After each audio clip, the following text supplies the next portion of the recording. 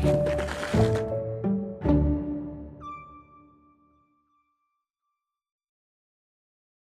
afternoon. Thank you very much for coming today to learn about the history of the Georgetown Library Society. This program is made possible by a major grant from the South Carolina Humanities, a division of the National Endowment for the Humanities. My name is Dwight McInvaill. I presently serve as the director of the Georgetown County Library. I wrote my master's thesis on the Georgetown Library Society, which is a topic of this presentation, which is given in honor of the 225th anniversary of the Georgetown County Library System. And I started this in 1997, and I met at that time a couple of employees, Trudy Bazemore and Sheila Sullivan, who incredibly still work for the library after my having served as the director of the library system for 27 years.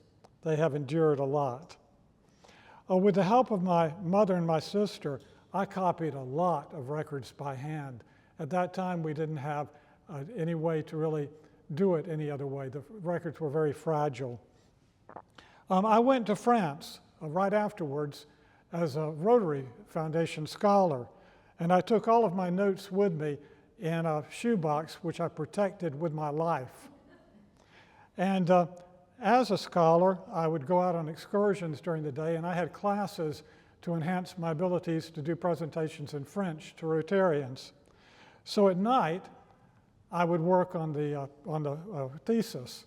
But regrettably, I was in the dorm room at the University of, on the Côte d'Azur, and incredibly, they had no screens in the windows. And the mosquitoes are bigger, far bigger than the ones here. So I had to write the paper under a blanket. So literally, my master's thesis was a product of sweat and literally blood. So again, it's something that I enjoy doing, but it took some effort. So let's take a look first at some antecedents of the Georgetown Library Society. We'll take a look at the classical world. The first public libraries in the Western world were founded in ancient Rome. Apart from the libraries at Alexandria and Pergamon, the Ulpian Library in the heart of Rome was one of the most famous libraries in the empire. It was founded in the 1st century of the Christian era, and it was the only library in the capital to survive until the barbarian hordes descended upon the capital in the 5th century. We'll also look at a provincial library, quite elegant. This is a virtual reconstruction of the Celsus Library in Ephesus in current-day Turkey. And it was also founded in the 1st century like the Ulpian Library, but it was destroyed about 100 years later by an earthquake. Of course, when Rome fell in the 5th century, public libraries vanished from Western Europe, although they persisted in Eastern Europe, headquartered in Constantinople for another 1,000 years.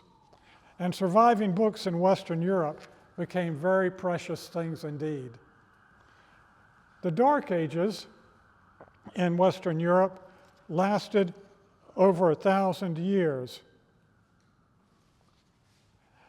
And ancient Greek and Roman manuscripts were mainly saved in monasteries. When Charlemagne established his Frankish Empire in the 8th century, some 400 years after the fall of Rome, he sought out practical ancient texts on grammar, arithmetic, and calendars to reestablish the basic educational structure for his people. In the 12th century, the West interacted more again with Constantinople and the Islamic world and referenced more advanced classical works, which would prove of interest to scholars and students in the new universities that had arisen. Such texts focused on astronomy, higher mathematics, and medicine. During that time, the copying of ancient texts occurred in the cathedral schools of monasteries. Monks like the Benedictines incorporated the copying of manuscripts into their regular work days. Eventually, large rooms, known as scriptoriums, were established, where classical works could be copied by hand in a mass-produced manner and even illuminated with vibrant colors. The Vic Cathedral scriptorium of medieval Catalonia, Spain, is an example of such a center. As Constantinople declined and fell, many scholars fled to the West. There they encountered a new leisure class in the 14th and 15th centuries ready to embrace classical works of poetry, plays, histories, and other forms of higher literature, which exploded into the Renaissance, an optimistic and dynamic rebirth reflected by Michelangelo in this work, The Creation of Adam, on the ceiling of the Vatican's Sistine Chapel in the very heart again of Rome. With the development by Gutenberg of the first mechanized printing press in Germany in the mid-1450s, books became much more plentiful again and helped to revolutionize Western society by spreading ideas quickly and helping to increase general literacy on a vaster scale. In England, in the mid-17th century, we saw the emergence of a new place to access books with the establishment of the Chetham Library, the oldest free public reference library in the English-speaking world, created from a bequest from Humphrey Chettham for the education of scholars. With over 100,000 volumes, including early printed works and medieval manuscripts, it remains open even today. In rural Perthshire, in the heart of the Highlands of Scotland in 1680, the first free public library, Lending Library, was opened in conjunction with a local school. While it stopped circulating books in 1968, it continues to serve as a reference library and is open for visits, if you'd like to be there, from March through October, Wednesdays through Saturdays, in the mornings and afternoons. But true free public libraries remained a rarity. Most libraries in the English-speaking world were based on a model established by Thomas Plume in 1704, the subscription library. This form was later adopted by the Georgetown Library Society. The arrangement consisted of the creation of public libraries as joint stock companies with shares owned by a selected group of individuals, often hailing from society's elite. The oldest surviving subscription library in the United Kingdom is now the Leeds Library, founded in England in 1768 and still flourishing. Isn't it beautiful?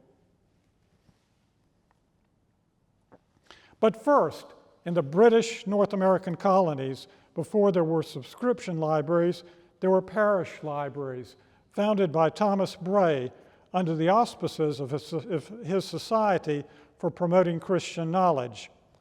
By the time of his death in 1730, he had founded over 39 libraries in America, but regrettably, none was established by him in Georgetown, South Carolina. The first subscription library in the North American British colonies arrived in 1731, thanks to Benjamin Franklin. It is still known as the Library Company of Philadelphia. It served as a model for many other early American libraries. Until the 1850s, it was the largest public library in America. From the 1950s onwards, it has served as a research library for a wide span of scholars. In 1748, just a year after the founding of the Redwood Library, which was the second subscription library in America, in Newport, Rhode Island, the third oldest subscription library in America, was founded as the Charleston Library Society of South Carolina. Some of its earliest members were well-to-do planters from Georgetown itself. It has moved around to several locations, as shown by three of the most recent of them on this slide, dating from 1792 to 1835, and then to 1914 to the present. So it has moved around. Towards the end of the 18th century, on January the 31st, 1799, The Georgetown Library Society was formed by 48 men. The first 3 decades of the founding, the first 3 decades of the following 19th century was a time of civic pride and wealth in Georgetown. It was a period which saw the establishment of a volunteer fire department, an active Masonic lodge, a branch bank of the state of South Carolina, a new courthouse, incorporation of the Methodists and the Baptists, the establishment of a Jewish congregation, church improvements for the Episcopalians, a succession of 4 newspapers, more books published locally than at any other time than in very recent years, and the creation of a local school for the poor by the Winyah Indigo Society. That was a very busy group, very civic-minded. The first membership list of the Georgetown Library Society consisted mainly of merchants and rice planters. Many were highly educated, and the average age was 31 years old, a prime time for men to have families. Other members were older and more eminent. Here are some of them. Levi Myers, on that side, was the first Jewish medical graduate of the University of Glasgow, Scotland. Quite a number of rice planters became doctors because the profession was deemed to be an honorable one and also very useful in caring for their workers and others in the community. John Keith, on this side, arrived as a teenage Scottish immigrant with his parents and became a South Carolina state senator multiple times, along with the developing Keithfield Plantation on the Black River. Benjamin Huger, on the far side, served on a higher level. He was a United States representative from South Carolina from 1799 to 1805, and again from 1815 to 1817. Colonel William Alston had served on Francis Marion's brigade during the Revolution. He prospered as a rice planter and entertained George Washington during his visit to South Carolina in 1791. Francis Kinloch was a physician, an artillery officer, and a member of the South Carolina House of Representatives.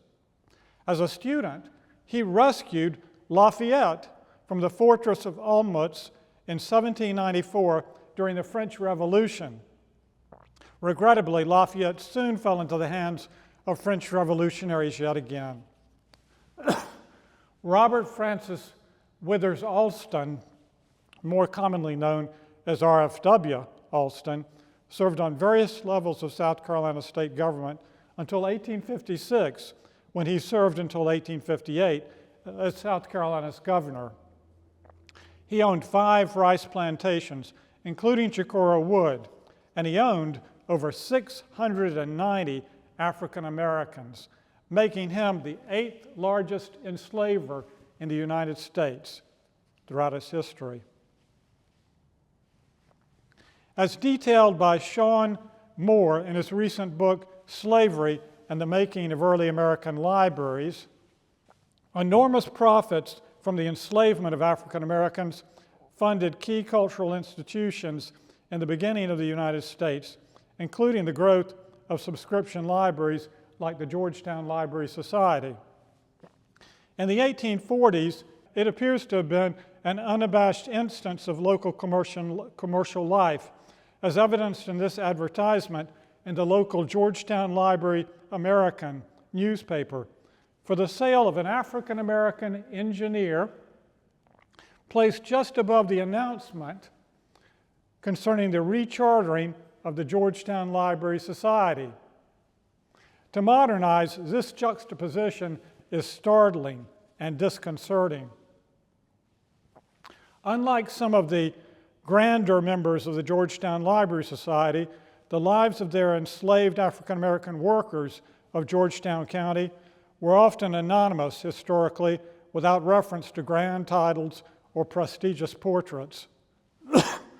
Sometimes the only remembrance of them comes from announcements like this one in the Winyah Observer, a local newspaper in Georgetown, of an enslaved African American named Buck, lodged in a jail. This time the announcement is below an announcement of an upcoming meeting of the Georgetown Library Society. But a few African Americans made their presence known by their actions in the cause of freedom and justice.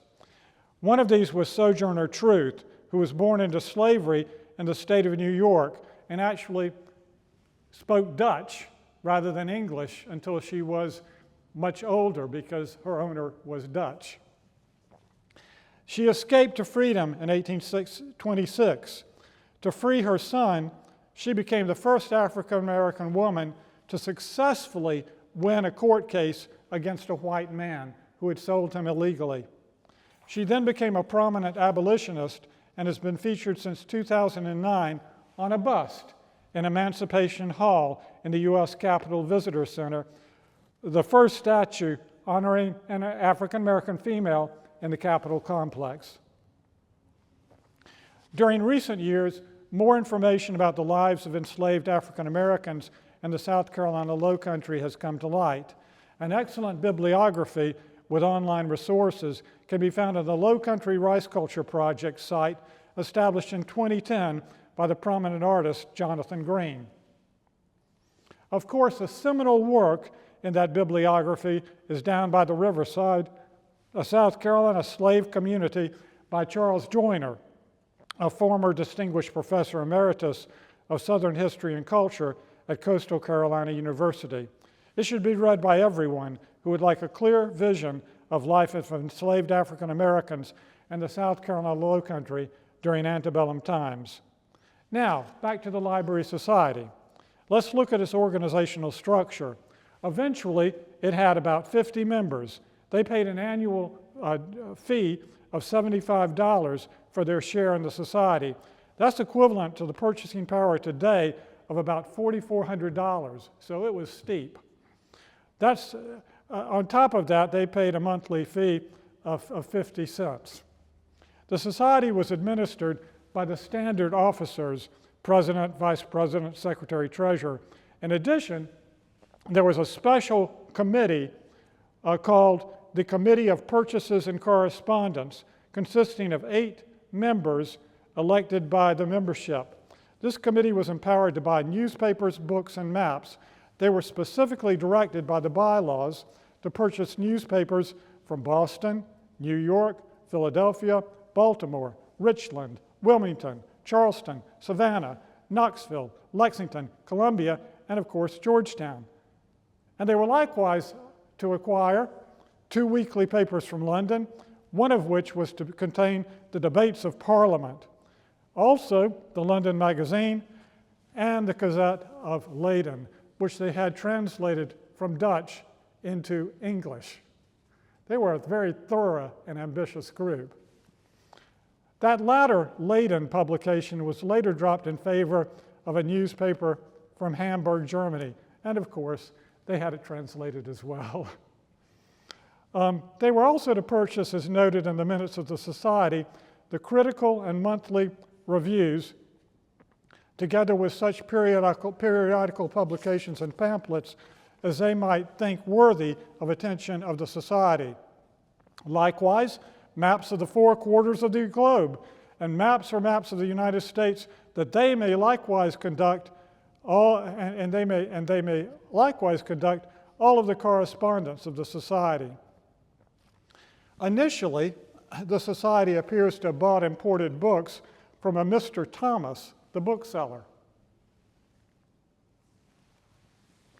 But later, the plan was to save money by establishing a correspondence with some bookseller in London to import volumes at a cheaper rate. While 2/3 of the available funds would be dispersed in this manner in England, 1/3 of the accessible money would be reserved by the Society to make book purchases in America.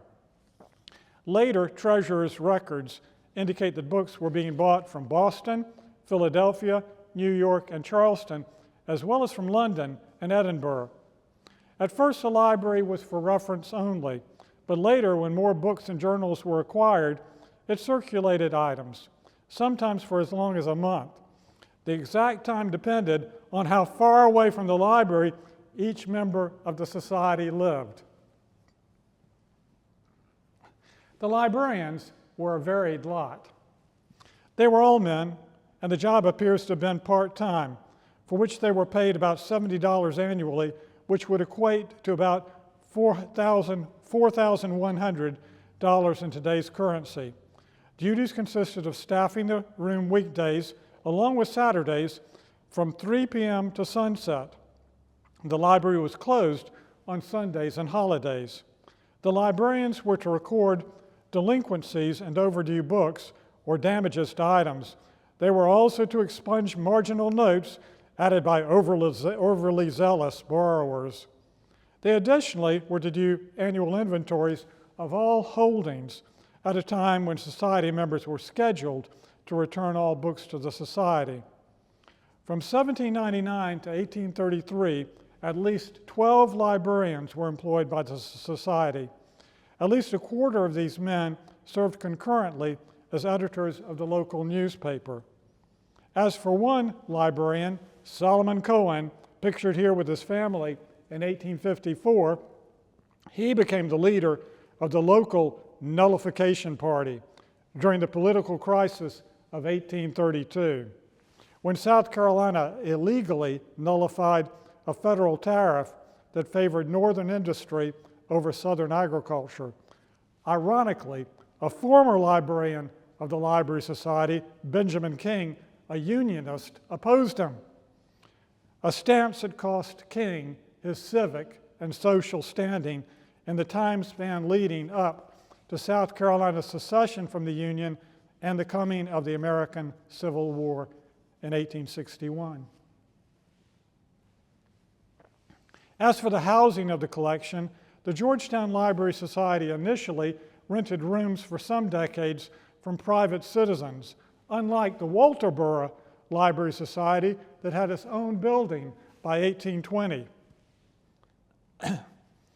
For instance, around 1800, the Georgetown Library Society rented a large room of 600 general square feet, 20 by 30 feet in dimensions, from a Mrs. Carson.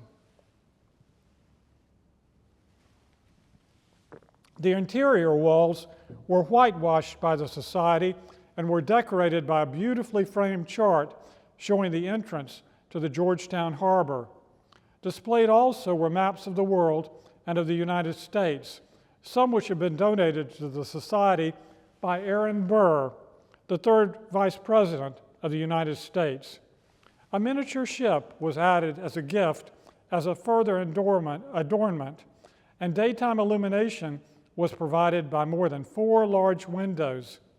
When the Society some years later moved its collection into other quarters, it was connected to the bay by an alleyway, indicating that it was likely on Bay Street, now called Front Street, in Georgetown.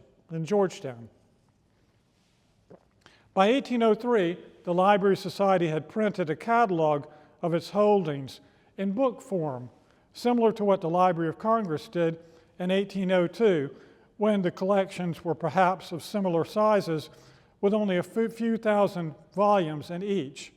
It should be noted that the Georgetown Library Society was founded more than a year before the Library of Congress. Thank you very much. Regrettably, some Georgetown Library borrowers removed books without permission and mistreated borrowed ones. So sad. Finally, opening hours had to be adjusted to ensure that the librarian was always present to care for the stock and to watch what the members were doing. And that's in the bylaws. Circulation of library materials was highest by the members in the spring and summer, but practically non-existent in October. That pattern reflects the fact that the busy harvest time was in October, when the elite needed to concentrate on that process and related commercial activities. As for the spring and summer, members of the Library Society would have likely departed from Georgetown and from the surrounding plantations for nearby beaches and elsewhere to escape the annual plague of malaria-infested mosquitoes. a problem that would not be officially resolved until the final eradication of that disease in the South Carolina Lowcountry in 1951. It took that long. Nearly a century after Emily Frances Weston drew this beautiful image of what she called Pelican's Inn, and what we kind of still refer to as now, on Pawleys Island in 1860. And that was designed actually by an African-American architect who was featured in another video that we did on the for a Georgetown County YouTube channel, or library YouTube channel. Weston also did this beautiful panorama of the entire island setting in 1856. Like we do today, Library Society members obviously enjoyed taking books along with them to pass the time on vacations. The borrowed books reflected their cosmopolitan tastes. About 10% were by French authors, as indicated by this portrait of Napoleon. The elite was well educated at home with tutors, and later, both domestically and abroad in universities. Being bilingual was a norm for a cultured upper-class man. As for English texts, about 20% were by American authors, and here's our George Washington character, and 63% by British writers. Hail King George III. Works by male authors predominated in popularity, with these three writers being the top attractions. Society members loved the doggerel portrait of William Cobb, especially as illustrated through humorous images by Thomas Rowlandson in the Tours of Dr. Syntax in Search of the Picturesque, published in 1812. Washington Irving's writings were particularly beloved, particularly his stories in the sketchbook, which originally had come out in serial form in 1819 and 1820. Of course, we all still relish Rip Van Winkle and the Legend of Sleepy Hollow, don't we? Sir Walter Scott's Tales of My Landlord, which was published in 4 series in 1816, 1818, 1819, and 1832, was also quite popular, not only in Georgetown, but across the entire United States. According to Frank Luther Mott, the author of Golden Multitudes, the chivalric stories of Scott elicited a tremendous following in all of America and was an important fact throughout the first third of the 19th century. He was a king. As for female authors, society members checked out their books less than 13% of the time, although some were quite popular. Marie Edgeworth's Castle Rackrent, published in 1800, was one of those greatly enjoyed. Castle Rackrent was a satire that critiqued the Anglo-Irish landlords of that time through the successive generations of mismanagement of an estate by an aristocratic family until their fortunes declined into financial and social ruin. Look how much fun they're having, though. As libraries expanded in the United States, fire remained a constant danger to them due to limited fire prevention services. During the antebellum period, for instance, the Library of Congress burned twice. It was destroyed completely in this manner by British troops during the War of 1812. And on December the 24th, 1851, during the Christmas holidays, 2/3 of its collection went up in smoke as well due to an accidental blaze. On September the 18th, 1846, as shown in this extensive article, the Georgetown Library's collection narrowly escaped this same fate, as a fire engulfed a number of residences and stores on Bay Street, now known as Front Street. When it headed up Screven Street, too, it stopped just short of the courthouse and of the site of the library, which was on the corner of Screven Street, 2, across from the courthouse and the old bank building, so we know where it was, Regrettably, the library building is now long gone, and the location is presently just a public parking lot. By the time of the fire, the structure appears to have been associated also with the Winyah Indigo Society in some manner, a relationship which would deepen at the end of the next decade. In 1859, the Georgetown Library Society joined with the Winyah Indigo Society. The two melded into one organization under the latter's name. This reconfigured Winyah Indigo Society asked for the return of all items belonging to the Georgetown Library Society. The collection was then housed in a brand new facility called the Winyah Indigo Society Hall at 509 Prince Street. It still provided books to its members, but it also served then as a school resource for poor children. This 2017 photograph of the outside of the Winyah Indigo Society Hall by the departed local photographer Brian Malacher showcases its beauty in the spring. It is like some ancient Greek temple in brick with tall Corinthian columns, and it reflects the popular Greco-Roman style of the antebellum period, intimating classical times. 3 2010 photographs by local photographer Paige Sawyer feature the interior of this lovely structure. Here's this beautiful foyer and the staircases on either side, which lead up to a grand ballroom or meeting space on the top floor. But also in the front foyer, between the two staircases, is a square door which leads into a ground floor hallway with access on either side to a room. 2 rooms, which encompass during former days the Library Society's collection and perhaps some classroom space as well, as shown on the next 2 slides. Today, the rooms are empty, although they are continually used for various social and civic functions. But the portrait of George Washington in one of the rooms reminds us of the founding of the Georgetown Library Society in 1799, when he was President of the United States, and an acquaintance of a number of the former Revolutionary War soldiers and supporters in Georgetown who became members of that Library Society. As reported by the local Winyah Observer newspaper in 1852, the United States had already developed by then a good network of 140 principal public libraries containing 1,773,900 books, supplemented by many private libraries. According to the 1850 United States Census, the library in Georgetown had at least 5,000 volumes.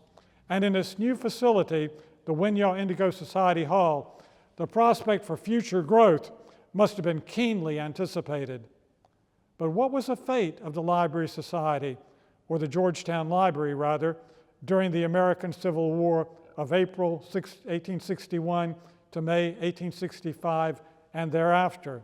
Stay tuned for more about that topic when I give another talk in the fall. To learn more about our local antebellum history, please consider reading The History of Georgetown County, South Carolina by George C. Rogers, Jr., or visit the Georgetown County Digital Library at www.gcdigital.org to access our historical newspaper collection, and while there, please take an opportunity to explore some of our other 60,000 images and documents on that site. Thank you again for your attendance at this program in honor of the 225th anniversary of the Georgetown Library Society.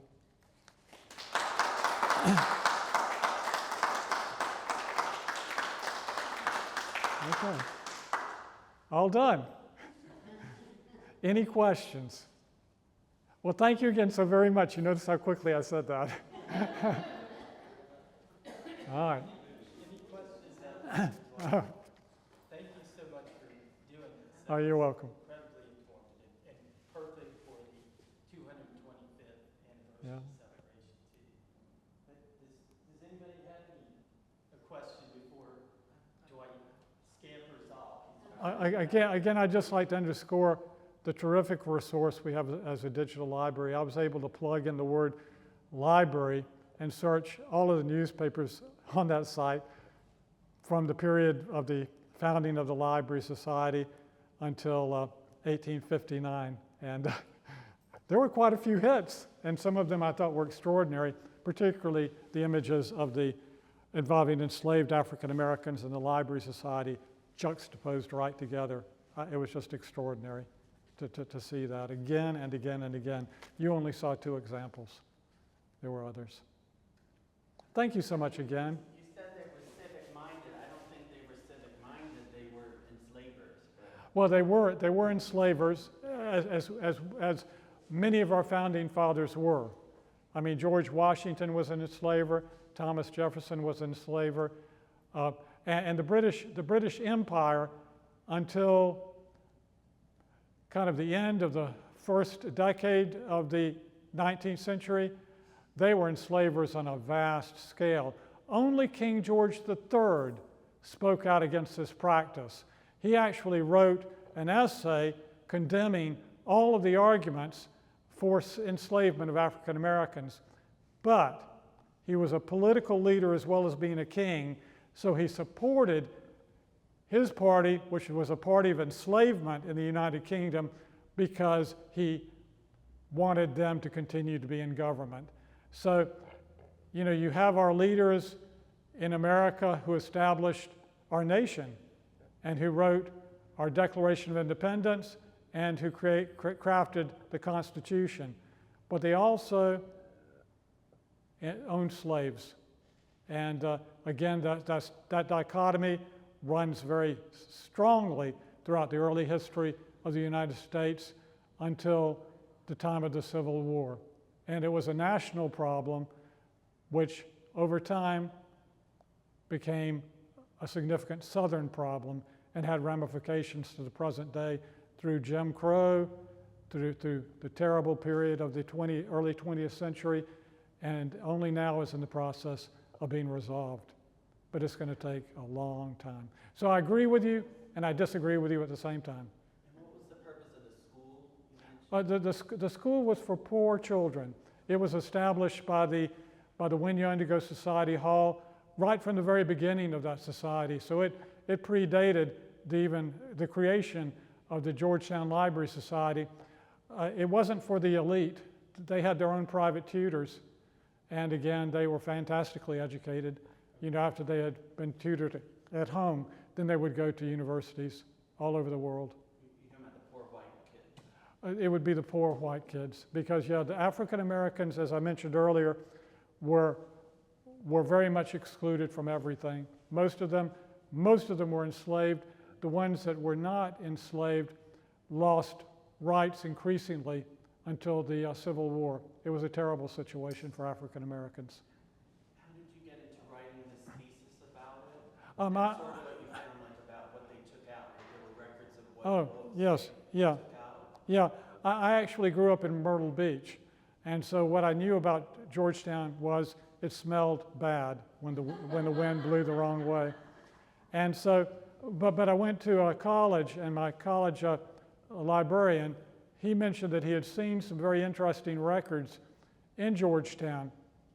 And I remembered that, and when I went to Chapel Hill, because I had this Rotary Foundation scholarship, I had a year to finish my master's degree, so I doubled up on classes, and then I looked around frantically for a topic that would be one that I would embrace and also I thought would do well. And I remembered what he had said. So I came back to Georgetown, and I spent a lot of time in a room upstairs in the old 1950s library, which was in the Prince George Wynyard? What's the exact name of it? Prince George Wynyard, the Episcopal Church? It's not Episcopal anymore. Oh, okay. Well, in any case, the church, and I stayed there for months, and it was enjoyable in its own way, because a lot of the books were there, and they were in the process of being transferred from Georgetown to the University of South Carolina. So now that's where most of the collection is. But we still have, in my office right now, the records of the society and a goodly number of the volumes too.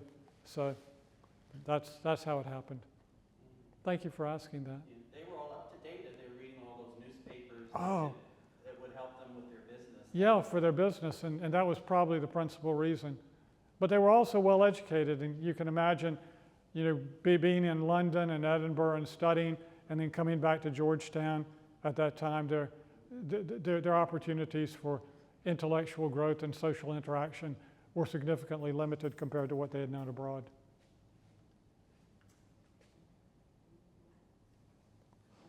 Okay. I hope you'll give us a copy of the thesis in the library so we can read it. There actually is one, but it's packed away right now. I had to get a digital version thanks to the help of our IT guy from a college, and that's how I was able to access it again.